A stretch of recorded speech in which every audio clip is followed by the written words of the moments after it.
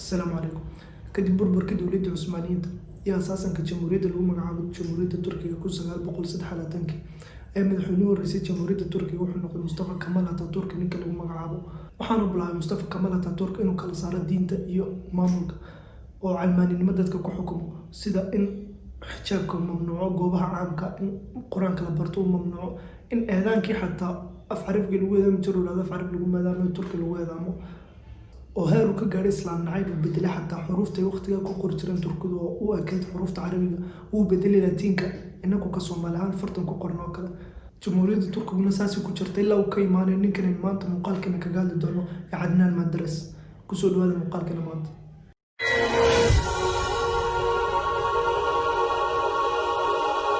Adnan Menderes wuxuu ku dhashay magaalada Ayadin ee dalka Turkiga waxaana noolaa intii u dhaxaysay 1899 ilaa 1961 waqtigu dhalinyarta wuxuu ka qayb galay dagaalkii laga xoreeyay Greega galbeedka Turkiga magaalada Izmir iyo inta ku xeeran wuxuu ka soo qalinjibiyay jaamacadda Ankara University ee dalka Turkiga dhacdo waxaana bartay sharciga Adnan Menderes wuxuu isku soo sharaxay madaxweynenimada Turkiga 1950 waana ku guuleystay muddo 10 sano ah ayuu dalka Turkiga ka tilnay muddadii 10 sano ka tilnay dhaqaalaha Turkiga aad buu kacay waana waqtiga ay jamhuuriyadda Turkiga ka qayb gashay gaashaanbuurta NATO 17 February 1959 waxa Adnan Menderes ku dhacday dhacdo bedeli doonta masiirkiisa siyaasadeed 17 February 1959 Adnan wuxuu damcay inuu ka qayb galo shir London uu qabanay oo lagaga hadlayay jasiiradda Turkiga Greek hadda isku haystaan ee Khubrus waxaan ka baxay airportka Istanbul ku yaala isagoo sii socda dhankaas London markay diyaaraddu kacday hawada ku jirtay in muddo ayaa pilotka diyaaraddu intuu soo baxay wuxuu sheegay in ay diyaaradda khatar soo wajahday darteed xidhan jaakadada emergency isla markiiba pilotku xooga kadib wuxuu sheegay in diyaaraddu fariisa ka baxday oo diyaaraddan ay dhici doonto Adnan markuu maqlay arrinkaas Ilaahay buu bari oo nadar buu Ilaahay la galay waxaana kamid ah wuxuu ku ducaystay waxaan dhahay Ilaahay dad mar shilkan iga badbaadiso Turkiga mar labaadna madaxweyne iga dhigto waxaan ballan qaaday in Turkiga islaamnimo ku soo celin doono ugu dambeyntii diyaaradda Adnan Menderes la socday way dhacday waxaana ku dhintay pilotkii iyo siyaasiyiintii isaga la socday waxaanu Ilaahay ka badbaadiyay Adnan Menderes kaliya isagana dhaawac xoogaa soo gaaray London bal ku daweeyay Adnan Menderes waxa laga sheegay wuxuu yiri markaas baan nadray markaas waxaan ku nadray buu Ilaahay haddaad maanta shilkaasi iga badbaadiso oo Turkiga mar uun madaxnimadeedu gacantayda ay soo gasho inaan islaam ku celiyo diyaaraddu way halaagantay waxa allaaliye wixii ku jiray in xabadi kama baxsanin Ilaahay si Adnan Menderes uu nabad geliyay keligii baa ka nabad galay oo Ilaahay subhanahu wa ta'ala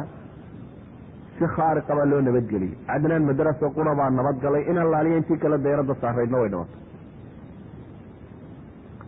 markuu nabad galay London markuu ka soo laabtay Turkiga yimid wuxuu bilaabay inuu ballanqaadkiisii uu Ilaahay la galay uu oofiyo waxaana bilaabantay doorashadii goobtii doorashada markuu soo istaagay Adnan Menderes dadka wuxuu u ballan qaaday waxyaabo kamid ah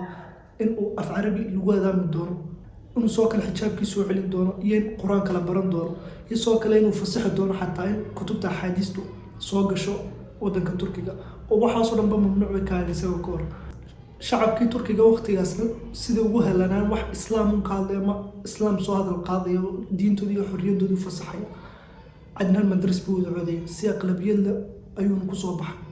Adnan markuu xilkii madaxtinimo markale ku soo laabtay wuxuu ballan qaaday in Ramadaanta u soo horeysa masaajidda af carabi lagu adaami doono quraankana loo fasaxi doono dadka inay bartaan Ramadaantii markii la gaaray ayaa af carabi lagu adaamay markii uu horeysay intii dowladda Cusmaaniyiintu burburtay kadib markaas dadkina wadooyinka ku wada sujuudeen suuqyada dhexdooda waxa la sheegay farxadii ay maalinka farxeen reer Istanbul waxay la mid ahayd farxadii ay farxeen maalinka Istanbul furtoo kale laakiin reer galbeedku siyaasadda Turkiga saameyn aad u weyn ku lahaa waqtigaas kuma farxin arrinkan oo Adnan Menderes sameeyay islaamnimada soo celinteedii waxaana ka baqeen inay dowladda Cusmaaniyiintu ku soo laabato markale 27 May 1960 ee Turkiga waxa laga fuliyay inqilaabkii u horeeyay jamhuuriyadda Turkiga ka dhacay waxaana lagu fuliyay dabcan Adnan Menderes waxaana la qabtay isagiisi Adnan Menderes ahaa iyo wasiirkiisa arrimaha dibadda labadoodiba markii la inqilaabay kadib la qabtay waxa lagu xukumay daldalada waxaana la sheegay in gaashaanbuurta NATO laftirkooda ka dambeysay oo iyagu fuliyeen inqilaabka Adnan Menderes iyo saaxiibkii Ilaahay u naxariistay waxa lagu aasay jasiiradda lagu daldalay labadoodaba ilaa 90 xagaas ku asnaan Adnan Menderes iyo saaxiibkiis ilaa markii dambe laga soo qaaday meydkoodii oo Istanbul lagu aasay. waxyaabaha Cadnaan Madras lagu xasuusto waxaa ka mid ahaa inuu fasaxay quraanka lagu barto dugsiyada hoose waqtigaas isaga ka hor mamnuuc ahayd. waxaanu dhisay 10,000 oo masjid, soo kale wuxuuna furay 25,000 oo madrasadood oo quraanka lagu barto. waxaanu fasaxay kutubta axaadiista waddanka la soo geliyo lana barto, isaga ka hor waxaasoo dhan mamnuuc bay ahayd. waxaa kaloo lagu xasuustaa uu sameeyey markii uu xilka qabtay wuxuu eriyey safiirkii Israa'iil ee u fadhiyay Turkiga. madaxdiisa ka horreysay way aqoonsaneen Israa'iil, laakiin isagu safiirkii Israa'iil uu eriyey.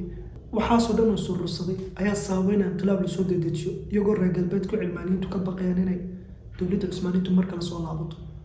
waqti dhawada madaxweyne xaadarka jamhuuriyadda Turkiga Erdogan booqday jasiiraddii lagu dilay Cadnaan Madras wasiirkiisii arrimaha gudaha. waxaanu bixiyay jasiiradda xorriyadda iyo dimuqraadiyadda. waxaanu sharci darro ku tilmaamay Cadnaan Madras saaxiibkii dilkii lagu fuliyey. muuqaalkana maanta intaas ku eegay. fadlan hadduu ku cajabiyey subscribe saar